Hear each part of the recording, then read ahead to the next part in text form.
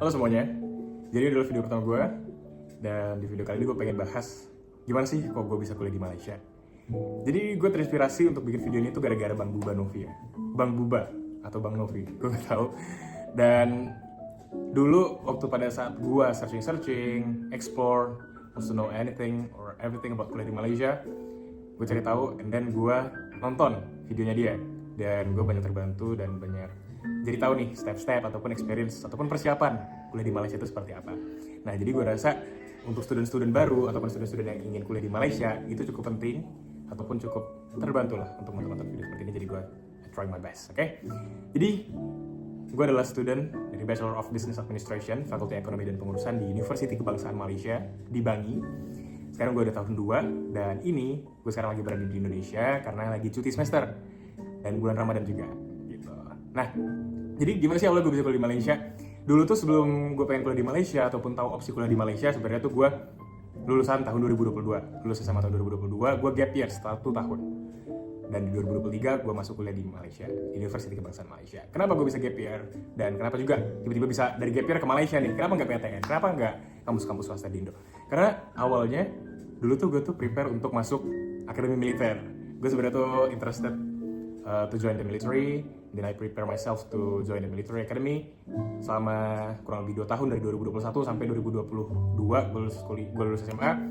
Dan pada saat 2022 gue tes Akmil, gue tes dari Supanda Medan, gue lolos sampai ke daerah dan gue gagal di perankingan.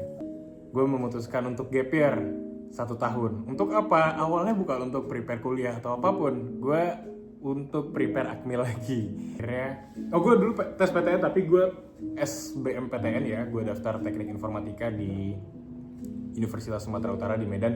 Tapi dulu gue tes pada saat 2022 itu tes UTBK hanya untuk formalitas, gara-gara gue memang fokusnya pengen Akmil, gue harus Akmil dulu, pengen tentara banget. Nah lalu, dan gue nggak tes jalur apapun lain untuk PTN di Indonesia. Oke lah, gue fokus gap year. Selama gap year gue prepare untuk bahasa Inggris gue, terus gue juga prepare untuk pendidikan gue, akademik, psychology, everything. Dan gue juga dulu belajar soft skill seperti ya, gue belajar tentang komputer dan lain, gue les kursus. Nah, gue pokoknya selama setahun tuh prepare benar-benar akademik, fisik, psychology, semuanya gue perhatikan, bahasa Inggris gue perhatikan. Saat di 2023, tahun dimana gue harusnya tes lagi, ya tiba-tiba gue seperti berubah pikiran untuk aduh kayaknya kurang cocok nih di Akmil. Jadi gue nggak tes sama sekali lagi, dan gue coba lihat opsi kuliah. Dulu gue tuh cari-cari tahu tuh, gue nonton YouTube juga. Jadi apapun explore-nya pasti YouTube tuh salah satu jalan keluarnya lah untuk tahu, dapat insight baru tuh. Jadi gue cari tahu kuliah apa sih di Indonesia yang cocok dengan zaman sekarang, yang mungkin prospek kerjanya bagus, jurusan apa, di kampus mana, seperti apa. Dulu gue cari tahu semuanya, and then gue daftar PTN. Gue dulu tes PTN Manajemen Bisnis di USU dan Universitas Syah Kuala di Aceh, dan gue lulus. Tapi pada saat itu gue juga udah dapat reference untuk kuliah di Malaysia. Nah, gimana bisa dapat reference kuliah di Malaysia? Gara-gara waktu dulu temen nyokap gue ngasih tahu, kenapa nggak kuliah di Malaysia aja? Karena prospeknya gini nih, daftarnya di sini. Oke deh, gue jadi kuliah di Malaysia. Gimana ya experience-nya kita kuliah di Malaysia? Akhirnya gue coba searching tuh, gue explore dan lain. Dan keluarga gue juga memang ada yang pernah kuliah di Malaysia, tepatnya di University Science Malaysia di Penang. Tapi udah lama banget, sekitar tahun 2008, 2010. Tapi akhirnya gue banyak tanya sama keluarga gue tentang kuliah di Malaysia. Dan ternyata kakak tingkat gue dulu waktu pada saat SMA juga ada yang kuliah di Malaysia, di University Utara Malaysia, di kampusnya Bang Buba tuh. Dan gue banyak cari tahu tentang kuliah di Malaysia, gue nanya-nanya sama dia, dan gue dapat insight lah, wah ternyata kuliah di Malaysia tuh seperti ini. Dan gue juga nonton di YouTube tuh, wah ternyata kuliah di Malaysia tuh seperti ini.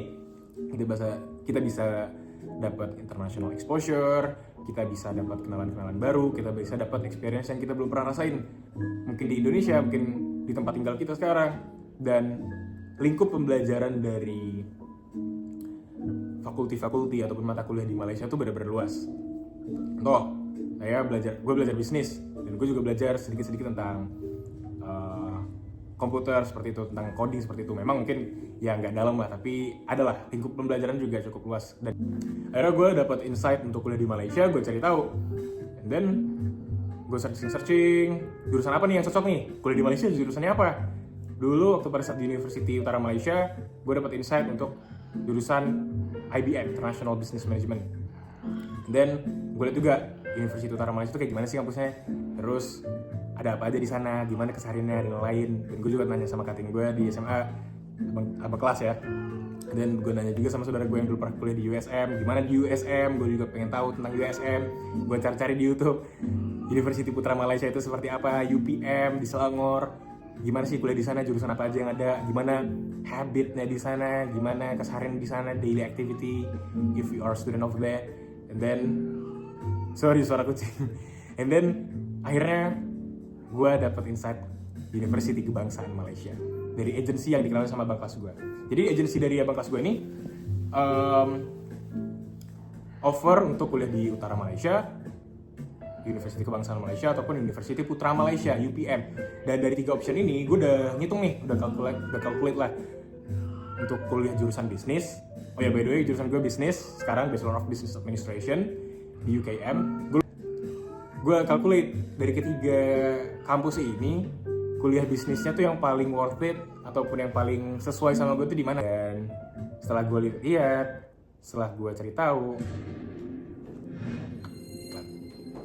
bentar ya, backgroundnya ada iklan ya. Setelah gue lihat, setelah gue cari tahu, wah UKM nih kayaknya yang paling pas.